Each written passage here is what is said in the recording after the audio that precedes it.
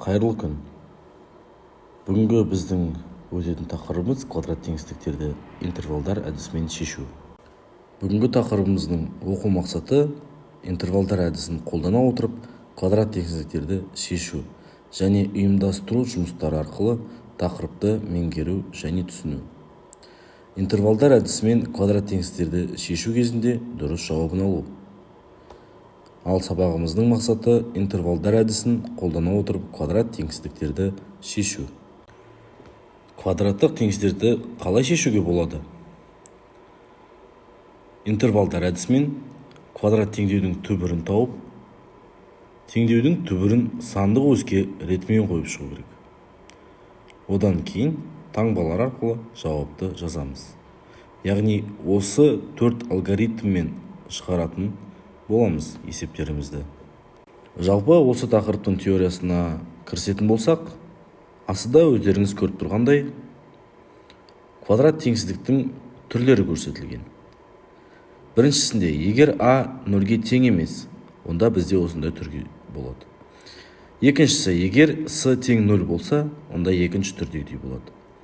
Егер Б тең 0 болса, онда үшінші түрде кездесуі мүмкін. Астында сіздер көріп тұрғандай, егер А 0-ге тең болып қалса, онда бұл квадрат теңсіздікке жатқызбаймыз. Яғни бұл бізде сызықтық теңсіздік. Келесі ax квадрат қосылған bx қосылған c үлкен 0-ден. Мұндағы А тең емес 0-ге. Осы теңсіздігін қарастыратын болсақ, онда біз бұны функция ретінде қабылдап, және осы функцияның квадраттық теңдеудің түбірін табу қажет. Яғни функцияның нөлдерін тапсақ, яғни бұл жерде y тең 0 біздің функцияның нөлдері деп аталады. Және квадраттық теңдеу бізде төменде көрсетілгендей x1 және x2 екі түбірін табамыз. Мұндағы x1-іміз x2-ден кіші. Егер біз бұны функция ретінде қарастырсақ, онда біз білеміз, бұл бізде парабола. Яғни өздеріңіз көріп тұрғандай, x оң мәндерді қабылдайды. Минус шексіздіктен x1-ге дейін және x2-ден плюс шексіздікке дейінгі мәндерді қабылдайды. Ал теріс мәндер ол бізде x1 мен x2-нің аралығында. Және де өздеріңіз көріп тұрғандай x1-іміз кіші x2-ден. Енді тақырыптың практикасына кірісейік. Мысалы бізде x квадрат қосылған x азайтылған 20 үлкен немесе тең 0 мысал келтірілген. Және де оң жағында біз осы есептің кіші немесе тең 0 деген жағдайын қарастырамыз. Яғни осы есепті шығару барысында біз салыстырамыз. Үшінші слайдымызды еске түсірсек, яғни есептің шығару алгоритмі. Бірінші, біз есептің түбірін табуымыз қажет. Яғни бұнда біз А тең 1-ге тең, Б 1-ге, С минус 20-ға тең. Бұдан біз дискриминант арқылы түбірлерін тауып алсақ, x1 мен x2-нің мәнін таптық. Осыдан екі жақшаға жіктеп, төмендегідей жазамыз. Яғни x азайтылған 4 көбейтілген x қосылған 5 үлкен немесе тең 0-ден. Екінші жағдайы x азайтылған 4 көбейтілген x қосылған 5 кіші немесе тең 0-ден. Екіншісі бізде таңбалар бойынша таңдап алу керек және жауабын дұрыс жазу керек. Өздеріңіз көріп тұрғандай x азайтылған 4 көбейтілген x қосылған 5 үлкен немесе тең 0. Яғни егер үлкен немесе тең 0 болатын болса, бізде x оң мәндерді қабылдайды. Яғни біз плюс мәндерін ғана жауабы ретінде жазамыз. Яғни жауабы минус шексіздіктен минус 5-ке дейін және де 4-тен плюс шексіздікке дейін.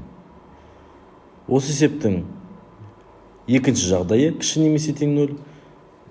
Осы жағдайда біз теріс мәнін қабылдаймыз да, яғни минус аралық жазамыз. -5 пен 4-тің аралығы деп.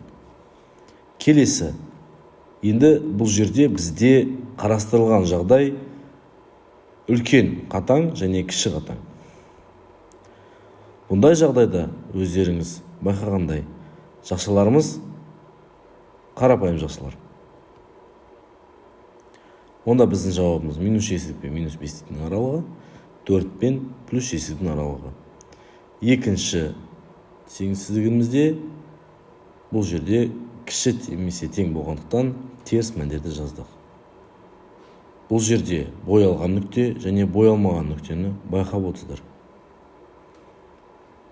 Яғни боялған нүктеде бізде тік жақша болады. Тік жақша дегеніміз осы мәнді қабылдайды деген сөз. Яғни бұл жауап кіреді.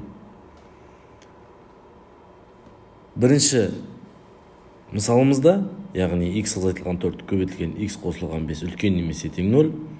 Бұл жерде бізде -8 пен -5-тің аралығы -5 осы жауапқа кіреді. Және де 4-тен +6-ке дейін, яғни 4 бұл жауапқа да кіреді. Шығарған есебімізді осы түрге келтіріп шығарғанымыз бізге мәлім. Яғни осындай түрдегі теңсіздіктерді шешу барысында өздеріңіз көріп тұрғандай x азайтылған x1 көбейтілген x азайтылған x2 көбейтілген x азайтылған xn үлкен 0-ден немесе кіші 0-ден. Мұндағы x1-іміз кіші x2-ден, x2 кіші xn-нен және x1, x2, x3 ол бізде осы теңсіздіктің түбірлері. Келесі, координаталық түзуде x0 санының оң жағында тұрған x айнымалысының кез келген мәні үшін x азайтылған x0 айырымының мәні оң сан. x0 санының сол жағында тұрған x айнымалысының кез келген мәні үшін x0 азайтылған x айырымының мәні теріс сан болады. Келесі, бізде ой қозғау. Астындағы тұрған сұрақтарға біз жауап беретін боламыз. Бірінші сұрақ. Неге бұл нүктелерді алдық? Себебі есептің берілгені бойынша. Екінші сұрақ. Оң сандар қайдан алынды? Нөлге теңестіру арқылы мәндер алынған. Үшінші. Таңбаларды қайдан алдық? Плюс және минус. Мәндерді қою арқылы және ретімен қою. Сандық осьте неге нүктелер боялған? Өйткені қатаң емес, бұл мәнде бола алады. Жаңа айтып кеткендей, яғни -5-те 4-те осы теңсіздіктің жауабы бола алады.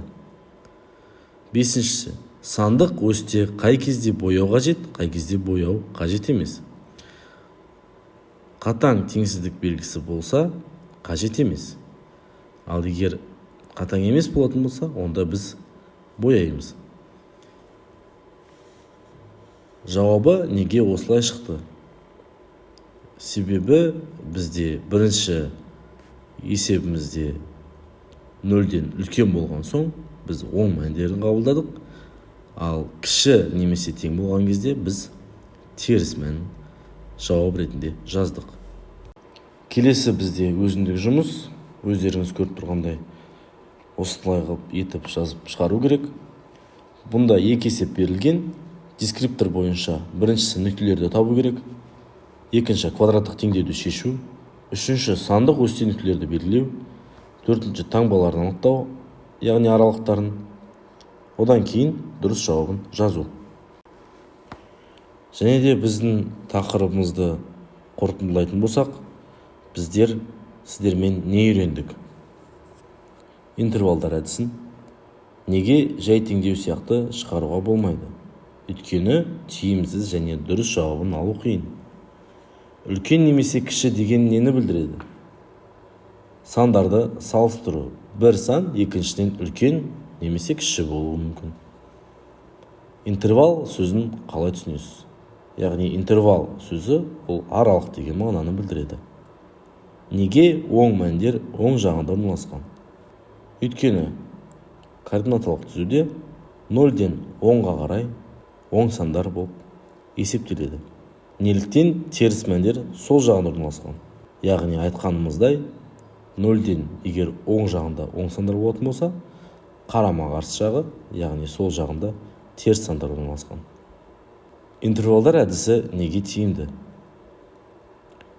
Себебі дұрыс жауапты графиктер арқылы аралықты алу қажет емес, және есептеу барысында өте тиімді. Келесі үйге тапсырма 3 есеп берілген. Бұл есепті интервалдар әдісімен шешу керек. Назар қойып тыңдағандарыңызға үлкен рахмет.